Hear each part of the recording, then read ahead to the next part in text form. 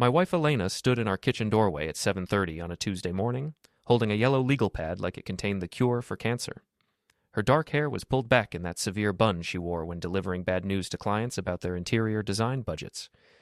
I should have known right then that my morning coffee was about to become significantly more bitter. Before we dive deeper into this story, I have one small request. Please subscribe, drop a like, comment, and hit that hype button to boost this channel so more people can discover these incredible Reddit stories. "Gavin, we need to talk," she announced, setting the pad on our granite countertop with the kind of theatrical precision that suggested she'd been rehearsing this moment. I glanced up from my laptop where I'd been reviewing data analytics reports for the morning meeting. If this is about the dishwasher making that grinding noise again, I already called the repair guy. "It's not about the dishwasher." Elena's voice carried that particular tone she used when explaining to wealthy Chicago socialites why their dream bathroom renovation would cost more than a luxury car. "I've been thinking about us, about our marriage, about where we're heading." The coffee maker gurgled its final breath, filling our silence with domestic normalcy that felt suddenly fragile. I saved my work and closed the laptop, giving her my full attention. After 8 years of marriage, I recognized the signs of an important conversation. "I made a list," she continued, tapping the legal pad with one perfectly manicured finger. "Pros and cons about staying married to you." The words hit me like a data breach notification at 3 a.m. I stared at her, waiting for the punchline or the smile that would indicate this was some kind of elaborate joke. Neither came. "You made a list," I repeated slowly, "about our marriage. Pros and cons." "Don't make it sound ridiculous, Gavin. This is how I process big decisions. You know that about me." I did know that about her. Elena approached everything from vacation destinations to furniture purchases with methodical lists and careful analysis. It was one of the things that had attracted me to her initially. Her organized mind, her systematic approach to life's complexities.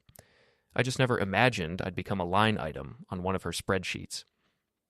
"And what did this analysis conclude?" I asked, surprised by how steady my voice sounded. Elena sat down across from me at our dining table, the same table we'd picked out together 3 years ago after spending an entire weekend touring furniture stores. She smoothed the legal pad in front of her like she was preparing to deliver a quarterly earnings report. "The cons are significant," she began. "You work too much. You're not ambitious enough. You never want to go out with my friends. You think my job is frivolous. You make those sarcastic comments that embarrass me at parties." Each criticism landed with surgical precision. I found myself nodding along, not because I agreed, but because I was genuinely curious about the thoroughness of her assessment. This was my life being dissected with the same clinical detachment she brought to analyzing paint swatches. "And the pros?" I prompted. "You're reliable. You're financially stable. You don't cheat." She paused, looking down at her notes. "You're comfortable." Comfortable. 8 years of marriage, and I'd earned the same rating as a well-worn pair of slippers. "So what's the verdict?" I asked. "Do the pros outweigh the cons, or should I start looking for a new apartment?" Elena's perfectly composed expression cracked slightly. "I need time to think. Maybe you should stay somewhere else for a while. Give me space to figure out what I really want." The kitchen clock ticked loudly above the sink. Outside our condo windows, Chicago was waking up. Commuters hurrying to catch trains. Coffee shops opening their doors. The city beginning another day of routine normalcy. Inside our kitchen, my marriage was apparently undergoing a cost-benefit analysis. "How long have you been working on this list?" I asked. "A few weeks." "A few weeks." I stood up, walking to the coffee maker and pouring myself a cup with hands that remained remarkably steady. "And in those few weeks, did it occur to you to maybe discuss any of these concerns with me before reducing our entire relationship to bullet points?" "Gavin, don't be dramatic." "I'm being dramatic?" I laughed, a short bark of sound that held no humor. "Elena, you just informed me that you've been secretly evaluating our marriage like a quarterly performance review. You've decided I need to move out so you can figure out what you want. But I'm the one being dramatic." She folded her hands on top of the legal pad, covering her neat handwriting. "I knew you'd react this way." "What way? Like someone who just discovered his wife has been treating their marriage like a business decision?" "Yeah, guilty as charged." The silence stretched between us. Filled with 8 years of shared history that apparently hadn't weighed heavily enough on her pros column, I sipped my coffee and studied her face, looking for some sign of the woman I'd fallen in love with in graduate school. She'd been getting her MBA while I finished my degree in data analytics. We'd met in a statistics class, bonding over our shared appreciation for clean data sets and logical conclusions. Now she was applying that same analytical mindset to our marriage, and I was coming up short. "I'll pack a bag," I said finally. "Stay at a hotel for a few days while you finish your analysis." Relief flickered across her features. "Thank you for understanding." "Oh, I understand perfectly." I rinsed my coffee mug and placed it in the dishwasher, the same dishwasher I'd been trying to fix while she was apparently planning my temporary exile. "I understand that my wife of 8 years thinks so little of our relationship that she'd rather consult a legal pad than have an actual conversation with me. That's not fair." "Fair?" I grabbed my laptop bag and headed toward the bedroom to pack. "Elena, you want to talk about fair?" Fair would have been bringing up these concerns before they became items on a list. Fair would have been couples counseling. Fair would have been treating me like a partner instead of a problem to be solved. She followed me down the hallway, her heels clicking against the hardwood floors we'd had refinished last spring. "You're twisting this around. I'm trying to be honest about my feelings." I pulled a suitcase from our closet and began throwing clothes into it with less care than they deserved. "Your feelings. Right. And what about mine? Did those make it onto your list anywhere, or are my emotions not relevant to your decision-making process?" "Of course they're relevant." "Are they? Because from where I'm standing, it looks like you've already made up your mind. This whole 'I need time to think' routine is just you trying to let me down easy." Elena leaned against the door frame, watching me pack. "Maybe you're right. Maybe I have made up my mind." I stopped folding shirts and looked at her directly. "Then why the charade? Why not just ask for a divorce?" "Because—" She hesitated, and for a moment I saw uncertainty in her eyes. "Because 8 years should count for something, shouldn't it?" "You tell me, Elena. You're the one with the list." I zipped up the suitcase and grabbed my toiletry bag from the bathroom. Elena remained in the doorway, not moving aside as I approached. We stood there for a moment, close enough that I could smell her perfume, the same scent she'd worn on our first date. "This doesn't have to be the end," she said quietly. "Doesn't it?" I shifted the bag to my other hand. "You've spent weeks cataloging everything wrong with me, with us. You've asked me to leave so you can decide whether I'm worth keeping around. What exactly am I supposed to hope for here, Elena? That your final analysis will conclude I'm marginally better than being alone?" She didn't answer, which was answer enough. I walked past her toward the front door, my footsteps echoing in our suddenly cavernous-feeling condo. At the threshold, I turned back. Elena had followed me, but maintained her distance, standing in the living room we decorated together, surrounded by furniture we'd chosen as a team. "For what it's worth," I said, "I never needed a list to know how I felt about you." The door closed behind me with a soft click that somehow sounded final. The Marriott downtown charged $230 a night for what they generously called a city view room, which meant I could see a brick wall and a narrow slice of Michigan Avenue if I pressed my face against the window. I'd been there 3 days, living out of my hastily packed suitcase and surviving on room service and the kind of bitter determination that comes from having your life reduced to a pro and con list. My phone buzzed constantly with texts from Elena. "How are you doing?" And "we should talk soon." And "I'm making progress on my thinking." Each message felt like a status update on a project I wasn't sure I wanted to be part of anymore. I was reviewing quarterly reports on my laptop when my phone rang. Sebastian, my coworker, and the closest thing I had to a best friend, appeared on the screen. "Gavin, where the hell are you? You missed the morning meeting, and Patterson is asking questions." "I'm working remotely today. Family stuff." I minimized the spreadsheet I'd been staring at without really seeing. "Can you cover for me?" "Family stuff." "Dude, you never miss meetings. What's going on?" Sebastian worked in IT security, which meant he had both the technical skills and natural paranoia to notice when something was off. We'd started at the company the same week 5 years ago, and had bonded over our shared appreciation for competent data management and our mutual bewilderment at office politics. "Elena and I are having some issues," I admitted. "I'm staying at a hotel while she figures things out." "Shit, man. I'm sorry. You want to grab a drink after work? I can listen to you complain about marriage while I complain about being single." "Actually, yeah.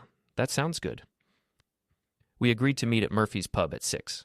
I spent the rest of the day trying to focus on work, but my mind kept drifting back to Elena's legal pad and her clinical assessment of our relationship. By 5:30, I'd given up any pretense of productivity and headed to the bar early. Murphy's was the kind of place that catered to downtown office workers. Dim lighting, decent burgers, and bartenders who understood that sometimes people needed to drink their problems instead of talking about them. I claimed a corner booth and ordered a beer, watching the after-work crowd filter in. Sebastian arrived at exactly 6, sliding into the seat across from me with the punctuality that made him excellent at his job.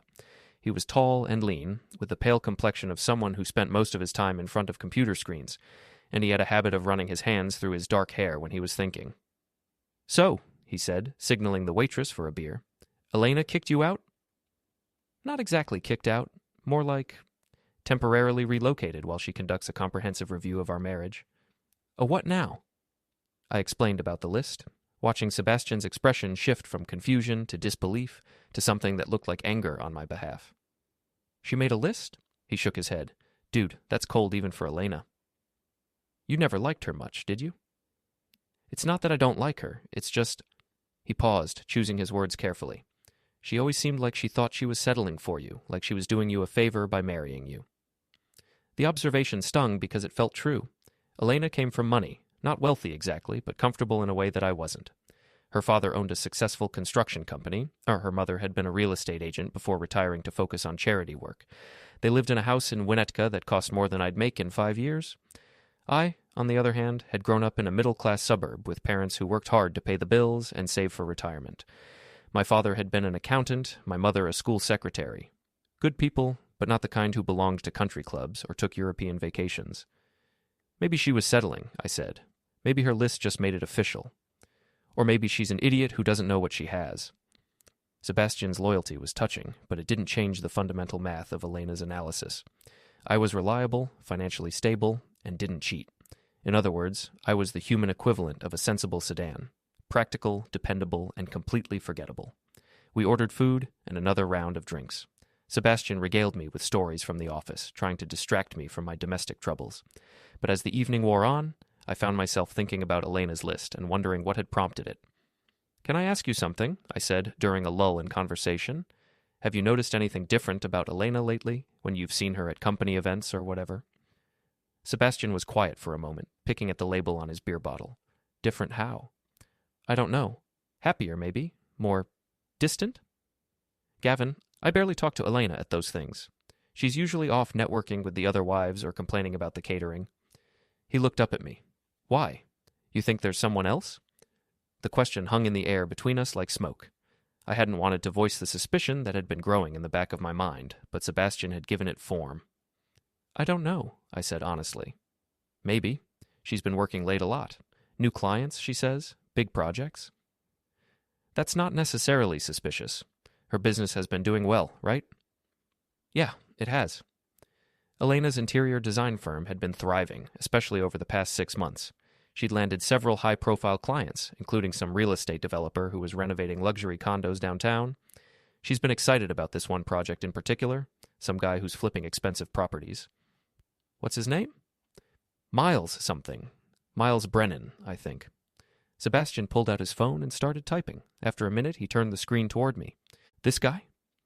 The photo showed a man in his early 40s with the kind of confident smile that suggested he'd never doubted himself about anything. He was handsome in a generic way. Square jaw, perfect teeth, expensive suit. The caption identified him as Miles Brennan, president of Brennan Development Group. "That's him," I confirmed. "Elena's been working on his penthouse project." "Dude's loaded," Sebastian said, scrolling through the search results. "Look at this. He just bought a building in River North for $12 million. Has a penthouse that takes up the entire top floor." I studied the photo, trying to read something sinister into Miles Brennan's corporate headshot, but he just looked like what he was, a successful businessman with the resources to hire expensive interior designers. "I'm probably being paranoid," I said. "Elena's always been professional with her clients." "Maybe, but—" Sebastian hesitated. "But what?" "But if I were married to you and some rich, good-looking developer was paying me a lot of attention, I might start making lists about my life too." The possibility settled in my stomach like bad food. I'd been so focused on Elena's criticisms of me that I hadn't considered what might have prompted her sudden need to evaluate our marriage. People didn't usually question their relationships unless they had something to compare them to. "I should probably head back to the hotel," I said, signaling for the check. "You want me to do some digging? I mean, I've got access to a lot of databases through work. Nothing illegal, just public record stuff." I considered the offer. Part of me wanted to know the truth, but another part was afraid of what Sebastian might find. Sometimes ignorance really was bliss. "Let me think about it," I said finally. We split the check and walked outside into the cool Chicago evening. The city buzzed around us, cars honking, people laughing as they spilled out of restaurants and bars, the distant rumble of the L train. Normal life continuing while mine sat in limbo, waiting for Elena to finish her analysis. "Hey," Sebastian said as we reached the corner where we'd part ways. "Whatever happens with Elena, you're going to be okay. You know that, right?" I nodded, though I wasn't entirely convinced. "Thanks for listening. That's what friends are for." I walked back to the Marriott, my mind churning with new possibilities. In the elevator up to my room, I made a decision. If Elena wanted to treat our marriage like a business transaction, complete with research and analysis, then maybe it was time I did some research of my own. Back in my room, I opened my laptop and started typing. Miles Brennan's name yielded dozens of search results. Business articles, social media profiles, real estate transactions. He was exactly what he appeared to be. Successful, wealthy, and single, according to his company bio. I found photos of him at charity galas and business events, always impeccably dressed and usually accompanied by attractive women who were identified in captions as guests, or simply not identified at all. In one photo from a real estate industry awards dinner 6 months ago, I spotted a familiar figure in the background. Elena, wearing the black dress I'd bought her for her birthday, standing close to Miles Brennan and laughing at something he'd said. The caption didn't mention her, but there she was, looking happier than I'd seen her in months. I stared at the photo for a long time, zooming in on Elena's face. She was beautiful. I'd always known that. But in this picture, she looked radiant in a way that had nothing to do with good lighting or professional photography. She looked like a woman who was exactly where she wanted to be. For the first time since Elena had presented me with her list, I felt something other than hurt and confusion. I felt angry. If Elena wanted to conduct a thorough analysis of our marriage, then she was going to get more data than she'd bargained for. I called in sick to work the next morning, which was a lie but felt justified under the circumstances. Instead of analyzing quarterly sales reports, I was going to analyze my wife's behavior over the past 6 months. If Elena could make lists, so could I. I started with her calendar, which she'd always shared with me through our joint Google account. The past 6 months showed an increasing number of client meetings and site visits, many of them scheduled in the evenings or on weekends. What struck me wasn't the frequency. Elena had always been dedicated to her work, but the vagueness of the entries. Before this year, her calendar had been meticulously detailed. Johnson kitchen consultation, 2 p.m., or fabric shopping for Peterson master bedroom. But starting in January, the entries became generic. Client meeting or project site visit, with no names or specific locations. I cross-referenced these vague appointments with our credit card statements, which painted an interesting picture. On the same days, Elena had blocked out time for mysterious client meetings. There were charges at expensive restaurants I'd never been to and hotels I'd never stayed at. The Ritz-Carlton, the Peninsula, the Four Seasons.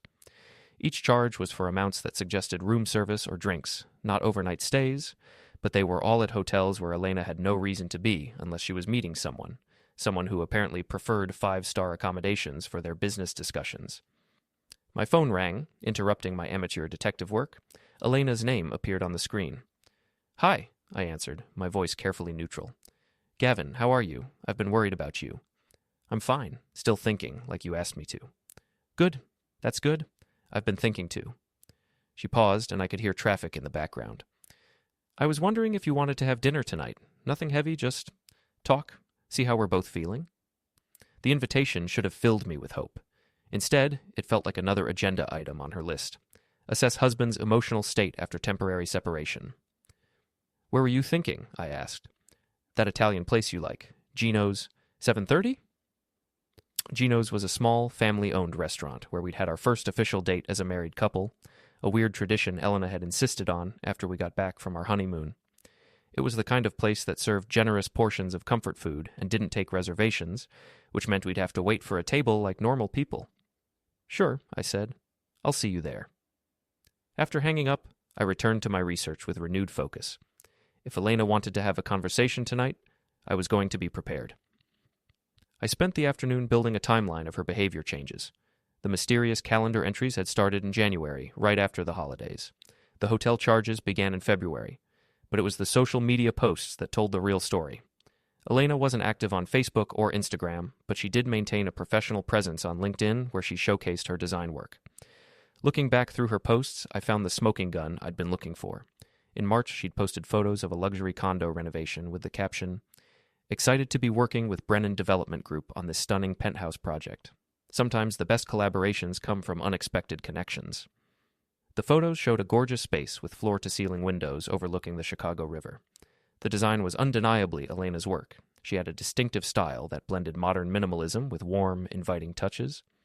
But what caught my attention was the reflection in one of the windows. Two figures stood close together, and while the image was blurry, I could make out Elena's distinctive silhouette and the shape of a tall man beside her.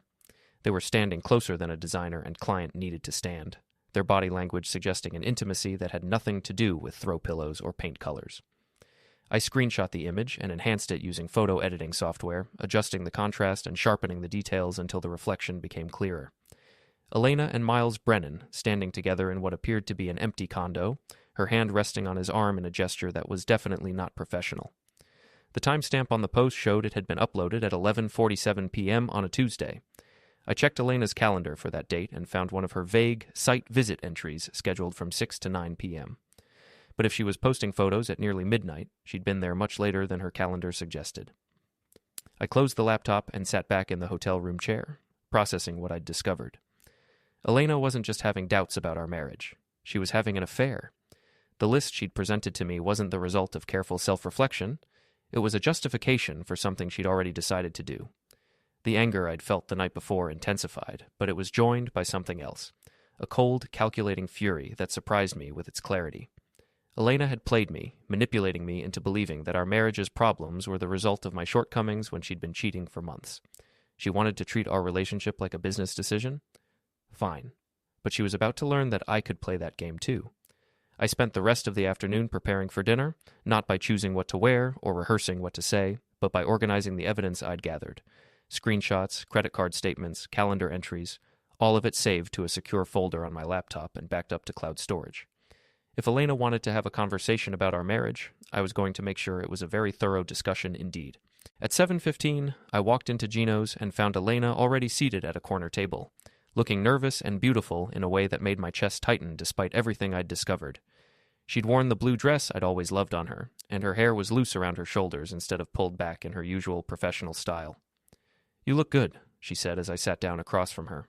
Rested. Hotel living agrees with me, apparently. The waitress appeared with menus and took our drink orders, wine for Elena, beer for me. We'd been here enough times that we barely needed to look at the food options, but we both studied our menus intently, avoiding eye contact. "So," Elena said finally, "how has your thinking been going?" "Productive. I've been doing a lot of research." "Research? Into us, our relationship? What went wrong?" I met her eyes across the table. "I wanted to understand your perspective better." Relief flickered across her face. "That's good, Gavin. That's really good. I was hoping you'd be open to looking at things objectively." "Oh, I've been very objective. In fact, I've been thinking about making my own list." "Really?" "Really. Pros and cons of staying married to you." I leaned back in my chair, watching her reaction. "Want to hear what I've come up with so far?" Elena shifted uncomfortably, but nodded.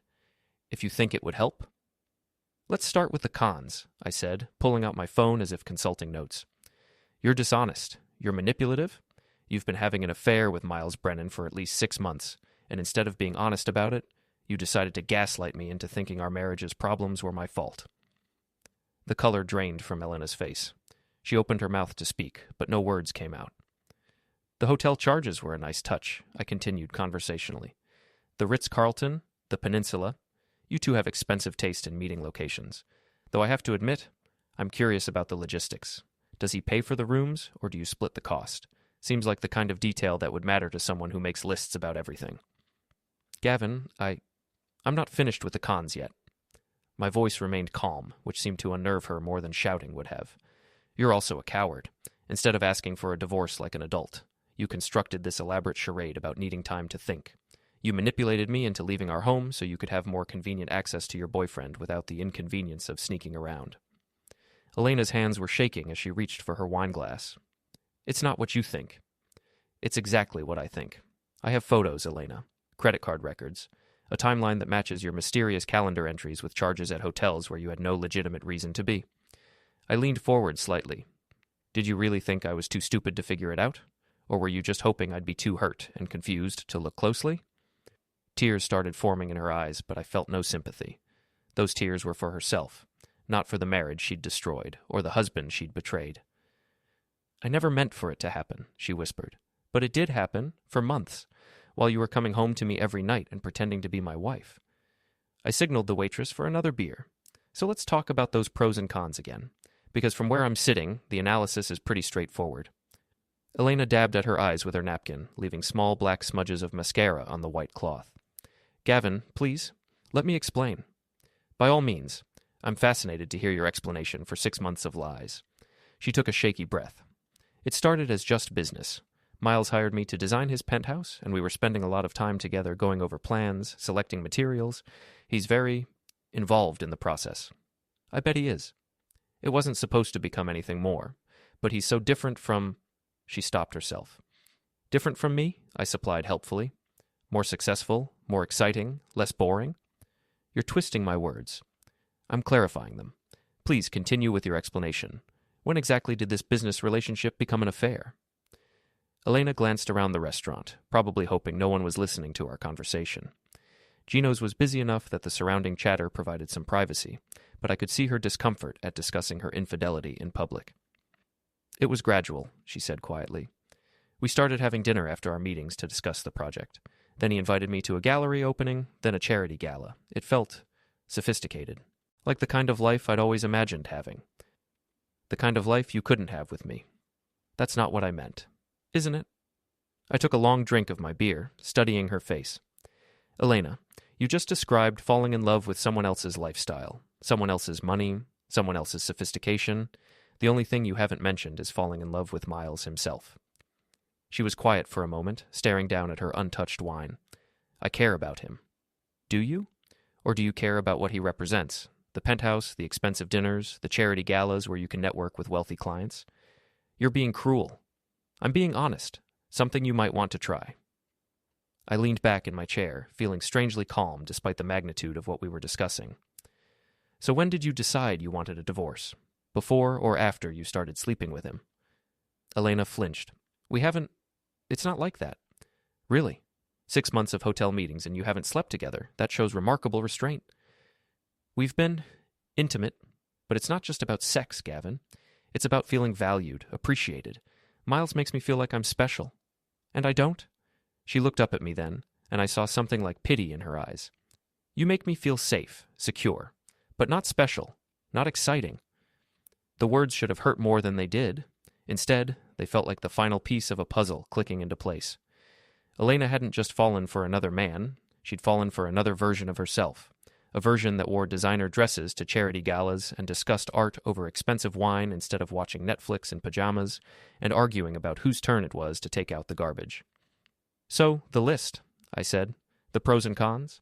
That was your way of justifying what you'd already decided." I was trying to be fair, to give our marriage a real evaluation before making any permanent decisions. "How generous of you." The waitress appeared to take our food orders, but I waved her away. My appetite had disappeared somewhere between Elena's confession and her explanation. And what did this fair evaluation conclude? That we want different things, that we've grown apart, that I'm not Miles Brennan. That's not... Elena, stop, please. We both know what this is really about. You met someone who could give you the life you think you deserve, and you decided I was holding you back from having it. I stood up, pulling out my wallet to leave money for the drinks. The least you could do is own that decision instead of pretending it's the result of careful analysis. "Where are you going?" "Back to my hotel, to do some more thinking." I dropped a 20 on the table. "Since that's what you wanted me to do." "Gavin, wait. We need to finish this conversation." "No, we don't. You've told me everything I need to know." I looked down at her, this woman I'd loved for 8 years, and felt nothing but a cold emptiness where my affection used to be. "Enjoy your sophisticated new life, Elena. I hope it's everything you dreamed it would be." I walked out of Gino's into the cool Chicago evening, leaving my wife sitting alone at our table with her untouched wine and her carefully constructed justifications. For the first time in days, I knew exactly what I was going to do next. Back in my hotel room, I opened my laptop and began typing. Not a list of pros and cons. I was done with Elena's analytical approach to human relationships. Instead, I was drafting an email that would change everything. The recipient was James Morrison, Elena's boss at Morrison Design Group. I'd met him several times at company parties and always found him to be a straightforward businessman who valued professionalism and discretion. He was also, according to Elena, very strict about maintaining appropriate boundaries with clients. I attached the screenshots I'd gathered, the hotel charges, the LinkedIn photo with its revealing reflection, the timeline of Elena's mysterious appointments. Then I wrote a brief, factual summary of what the evidence suggested about Elena's relationship with Miles Brennan. I didn't send it immediately. Instead, I saved it to drafts and spent the next hour researching Morrison Design Group's employee handbook, which was publicly available on their website. Section 4.3 dealt with client relationships and specifically prohibited intimate or romantic involvement with clients that could compromise professional judgment or create conflicts of interest. The penalty for violating this policy was termination. I also researched Miles Brennan more thoroughly, digging into his business practices and personal life. What I found was interesting. Brennan Development Group was privately owned, which meant Miles didn't have to answer to shareholders or a board of directors. But he did have to answer to the banks that financed his projects, and banks were notoriously conservative about the personal conduct of their borrowers. More importantly, Miles was married. I'd missed it in my earlier research because his wife kept a low profile. But property records showed that Miles and Catherine Brennan jointly owned a house in Lake Forest worth over $2 million. Catherine Brennan was listed as a board member of several Chicago charities and appeared in society photos from fundraising events, always impeccably dressed and smiling politely at the camera. She looked like the kind of woman who would not appreciate learning that her husband was having an affair with his interior designer. I spent another hour crafting a second email, this one addressed to Catherine Brennan at the email address listed on one of her charity organization's websites. It was shorter than the email to Morrison and more carefully worded. I simply expressed concern about her husband's professional relationship with Elena and attached the same evidence I'd compiled. By midnight, I had 2 emails ready to send that would effectively end both Elena's career and her affair with Miles. All I had to do was click send, but I didn't. Not yet. Instead, I called Sebastian. Jesus, Gavin, it's almost midnight. This better be important. I found out about Elena and Miles. You were right. They're having an affair. Sebastian was immediately alert. Shit, man. I'm sorry. How did you find out? I explained about dinner at Gino's and Elena's confession, as well as the evidence I'd gathered beforehand. Sebastian listened without interrupting, occasionally making disgusted sounds at particularly damning details. So, what are you going to do? He asked when I finished. I have emails ready to send to her boss and to Miles's wife. Evidence of the affair, documentation of policy violations. It would destroy both of them professionally and personally. But I keep thinking about what you said about Elena thinking she was settling for me. Maybe she was. Maybe I was settling too, in a way. Maybe this is just inevitable. Sebastian was quiet for a moment. Gavin, you're a good guy. Too good, maybe. Elena cheated on you for 6 months and then manipulated you into thinking your marriage's problems were your fault. She doesn't deserve your consideration. I know that. Intellectually, I know that. But 8 years during which she was planning her exit strategy while you were trying to fix the dishwasher. The observation was harsh but accurate. While I'd been focused on the mundane details of our shared life, Elena had been auditioning for a new one. Send the emails, Sebastian said firmly. She made her choice. Now she gets to live with the consequences. After hanging up, I stared at my laptop screen for another hour, cursor hovering over the send button. Elena had betrayed me, lied to me, and manipulated me. She deserved whatever consequences came from her actions. But destroying her career felt like something I couldn't take back. Once I sent those emails, I would become someone who ruined lives out of spite. Was that who I wanted to be? At 1:30 in the morning, I made my decision. I closed the laptop without sending either email and went to bed. I would give Elena one chance to end this on her own terms. If she chose to continue lying and manipulating, then I would use the nuclear option I'd prepared. But first, I was going to see just how far she was willing to go to protect her new life. I called Elena the next morning at 9, knowing she'd be at her office and forced to keep her voice professional. Gavin, is everything okay? I want to meet with you and Miles. Today. Silence. What? You heard me. I want to sit down with both of you and discuss this situation like adults. Since you've been making decisions about our marriage together, I think it's time the 3 of us had a conversation. Gavin, that's not a good idea. Why not? You said you cared about him. He's obviously important enough to you that you're willing to end our marriage for him. I think I deserve to meet the man who's replacing me. More silence. I could hear Elena's breathing, quick and shallow. I don't think Miles would be comfortable with that, she said finally. I don't really care what Miles is comfortable with, but if you prefer, I can arrange to meet him separately. I have his office address. You can't just show up at his office.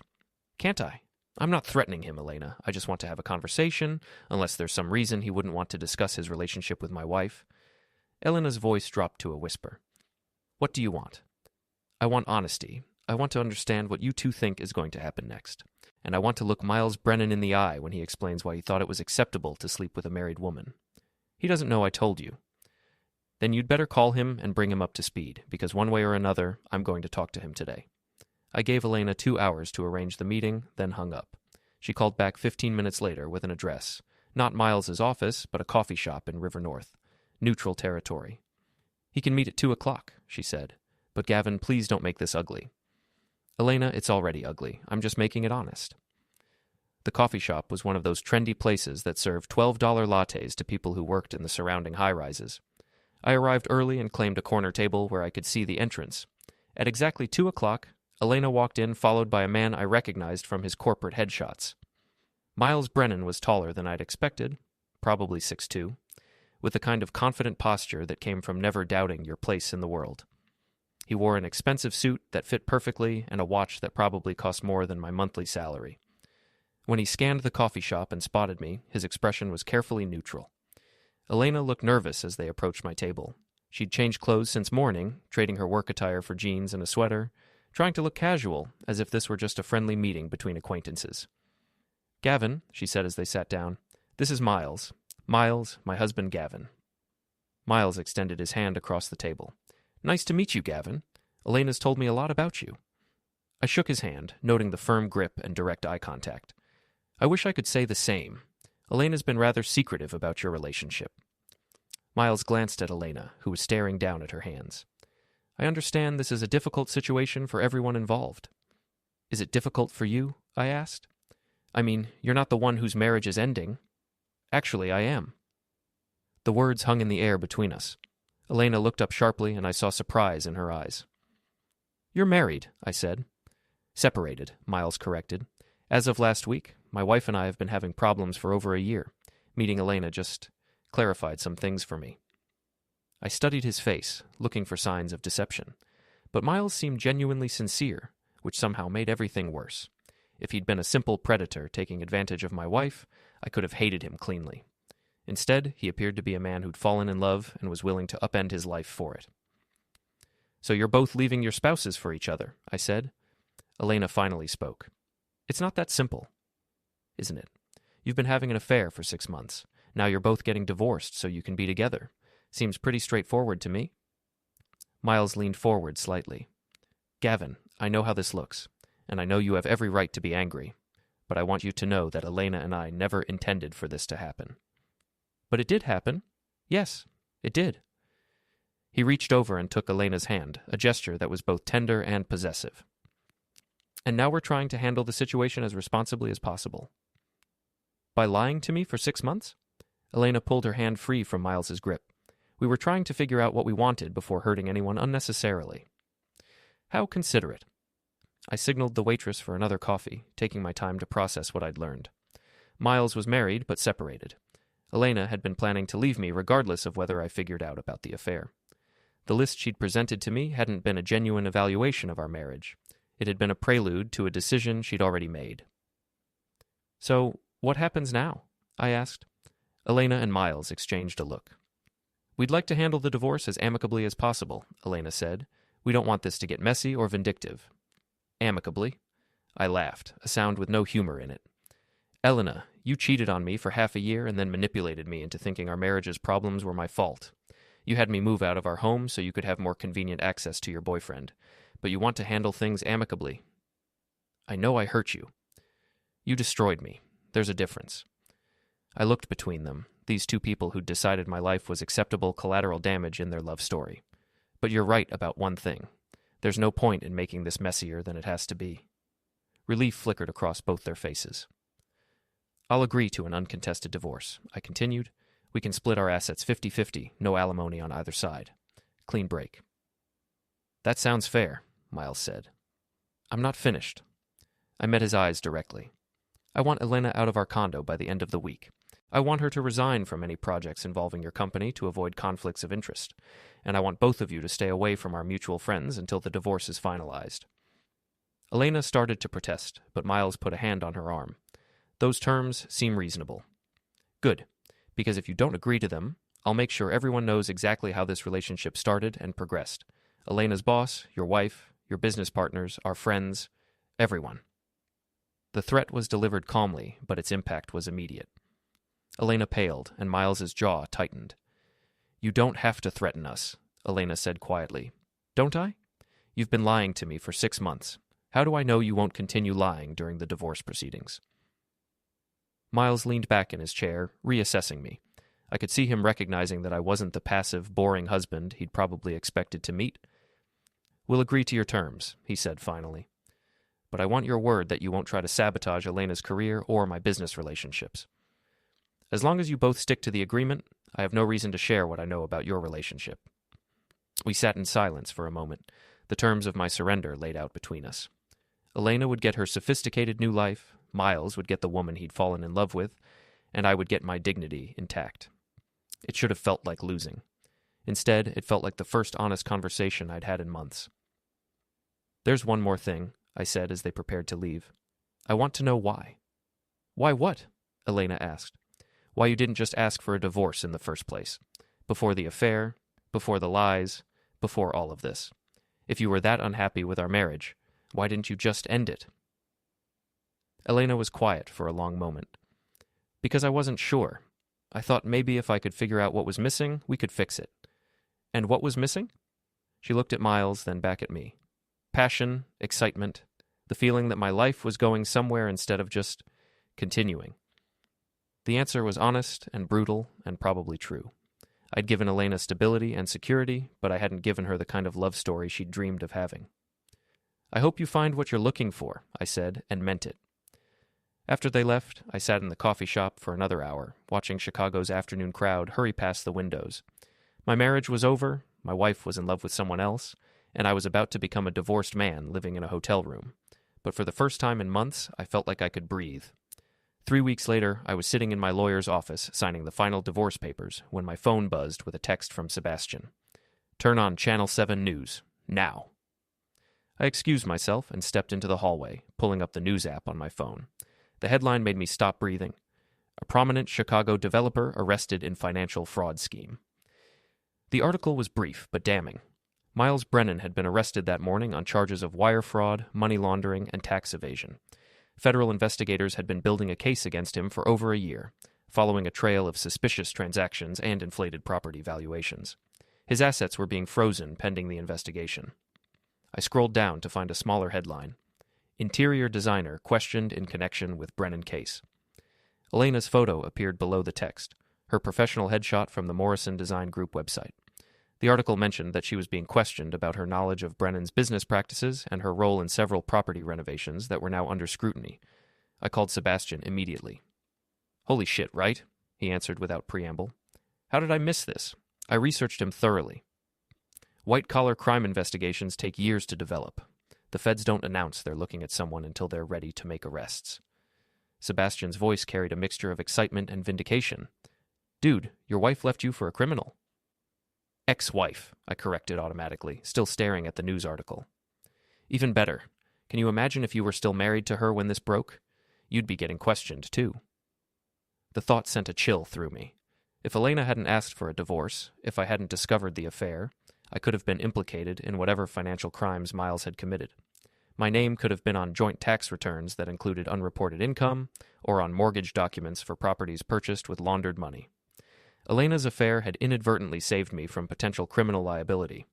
I returned to the lawyer's office and finished signing the divorce papers with a much lighter heart. My marriage was officially over, but I was free and clear of whatever legal troubles were about to engulf my ex-wife and her boyfriend. That evening, I moved back into our condo, my condo now, since Elena had signed over her share as part of the divorce settlement. She'd been staying with Miles in his penthouse, but according to the news reports, that property was now under federal seizure. I was unpacking my clothes when Elena called. Gavin, I need help. Her voice was shaky, desperate in a way I'd never heard before. Despite everything that had happened between us, my first instinct was to ask what she needed. What kind of help? Legal help? Financial help? I don't know. She was crying now, her words coming in broken sobs. They think I was involved in Miles's business dealings. They're freezing my accounts. They've seized my computer, my files, everything. Elena, I can't. Please. I know I hurt you. I know I don't deserve your help, but I don't have anyone else to call. The irony was staggering. Elena had left me because I was boring and safe, choosing instead the excitement and sophistication of Miles Brennan. Now that excitement had revealed itself to be criminal activity, and she wanted to come running back to boring, safe Gavin for protection. Have you talked to a lawyer? I asked. I can't afford one. My accounts are frozen, and Morrison fired me as soon as the news broke. They said my involvement with Miles created liability issues for the firm. I almost felt sorry for her. Almost. Elena, I'm not your husband anymore. I'm not responsible for your legal problems or your financial situation. I'm not asking you to be responsible. I'm just asking for help. A loan, maybe, or... No. The word came out harder than I'd intended, but I didn't soften it. I signed divorce papers 3 hours ago, I continued. Papers that you insisted on because you wanted to build a life with Miles Brennan. You made your choice, Elena. Now you get to live with the consequences. But I didn't know. You didn't know he was a criminal? Or you didn't know you'd get caught up in his legal troubles when you decided to have an affair with a married client? Elena was quiet, except for her crying. I'm sorry this happened to you, I said, and I was. But it's not my problem to solve. I hung up and turned off my phone. Elena called back several times, but I didn't answer. 2 days later, Sebastian forwarded me another news article. Elena had been arrested on charges of conspiracy and money laundering. Investigators alleged that she'd helped Miles hide assets by purchasing art and luxury goods that were then stored in properties she'd designed. Her interior design work had been a cover for moving and concealing stolen money. Whether Elena had known about the scheme or been an unwitting accomplice remained to be seen, but either way, her sophisticated new life had turned into a federal criminal case. I should have felt vindicated. Instead, I just felt tired. Epilogue. The list. 6 months after my divorce was finalized, I was having dinner with Sebastian at a new restaurant downtown when he brought up Elena's trial. Jury selection starts next week, he said, cutting into his steak. You going to follow the coverage? Probably not. I'd been avoiding news about Elena's case, partly out of self-preservation and partly because there was nothing I could do to change the outcome. How's it looking for her? Not great. The prosecution has financial records showing she received payments that were way above market rate for her design work. Either she was the most expensive interior designer in Chicago, or she was getting paid for something else. I nodded, not particularly surprised. Elena had always been smart about money, too smart not to notice when someone was paying her far more than her services were worth. You ever think about what would have happened if she hadn't asked for a divorce? Sebastian asked. Every day. I took a sip of my wine, considering the question. If she'd stayed married to me, I'd probably be sitting in a federal courtroom right now instead of having dinner with you. Crazy how things work out. Is it? I pulled out my phone and opened the Notes app, where I'd been keeping a list for the past few months. I've been thinking about that a lot lately, about cause and effect, about the choices we make and where they lead us. You made a list? Sebastian grinned. That's very Elena of you. Not pros and cons, just observations. I scrolled through the entries I'd been adding over the past 6 months. Like, Elena left me because she thought I was boring and safe. But boring and safe meant I wasn't involved in criminal activity. So her reason for leaving me was actually the reason she should have stayed with me. Poetic justice. Or just justice. I'm not sure there's a difference. I put the phone away and returned to my dinner. She made a list about our marriage and decided I wasn't worth keeping. The universe made its own list and decided she wasn't worth saving. Sebastian raised his glass. To boring and safe. To boring and safe, I agreed, clinking my glass against his. Outside the restaurant windows, Chicago glittered in the evening light, the same city where Elena was probably sitting in a jail cell waiting for her trial to begin.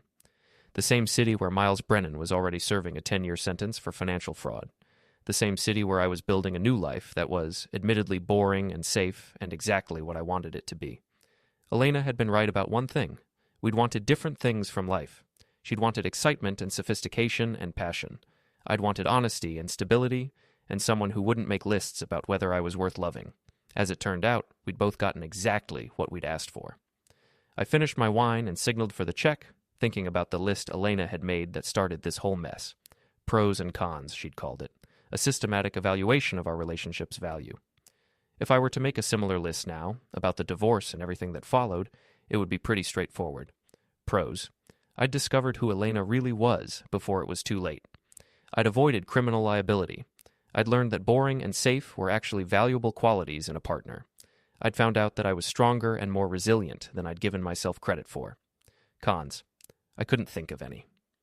For the first time in over a year, the math was simple and the conclusion was clear. Elena's list had been designed to justify ending our marriage.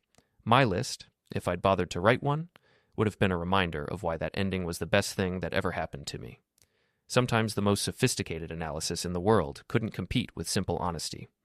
Elena had learned that lesson the hard way. I paid the check and walked out into the Chicago night, leaving my ex-wife's story behind me where it belonged. I had my own list to write now, and it was going to be a much better one.